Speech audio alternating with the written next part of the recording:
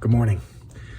We're going to look at Philippians 3, verse 15 this morning. One of the reasons, I'm a big sports fan. Check it out. Syracuse, go Orange, right? Huge Syracuse fan. I love sports.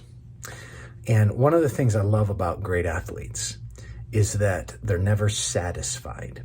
There's a goal they're questing for.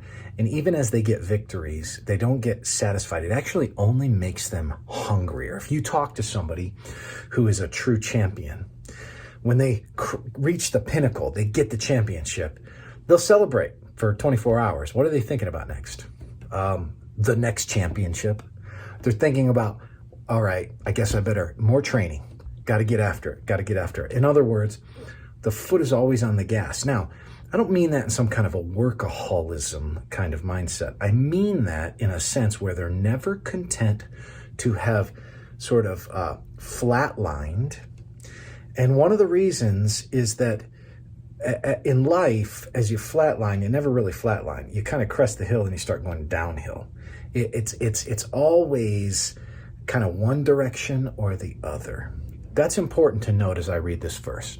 Paul has just said in verse 14, I press on toward the goal for the prize of the upward call of God in Christ Jesus. Let those of us who are, and then he uses a word that's root, is the same word he used a few verses earlier when he said, not that I've already obtained this in verse 12, or am already perfect, I press on to make it my own. And now he says, let those of us who are perfect think this way. Well, your ESV actually says, let those of us who are mature think this way, verse 15.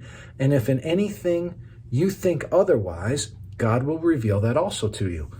Think this way. What way? Pressing on, pushing forward in the gospel, never resting on our laurels, always being aware that there's more ground to be gained, always being aware that it's uphill. If we take our foot off the gas, we'll go back down the hill. He's giving an exhortation here that is the mindset of a spiritual champion. Do you want to be a spiritual champion in that way? I hope you do. To be a spiritual champion, what we learn is that those who are, and it uses another way you can translate teleos. Sometimes it can be perfect. Sometimes it can mean complete. Sometimes it can mean mature. It's a way of saying that for which its designed end is. And he's using that in a slightly different way. He might be using it in a sense of mature, like as in Christ has secured my perfection, but I think he means it characterologically here. And I think mature is a good way of translating it. Let those of us who are mature, those of us who have a good, deep spiritual understanding, think as people who are always pressing forward. Have the mind of a spiritual champion. So my counsel to you is, don't feel like you've arrived. Have the mind of a spiritual champion.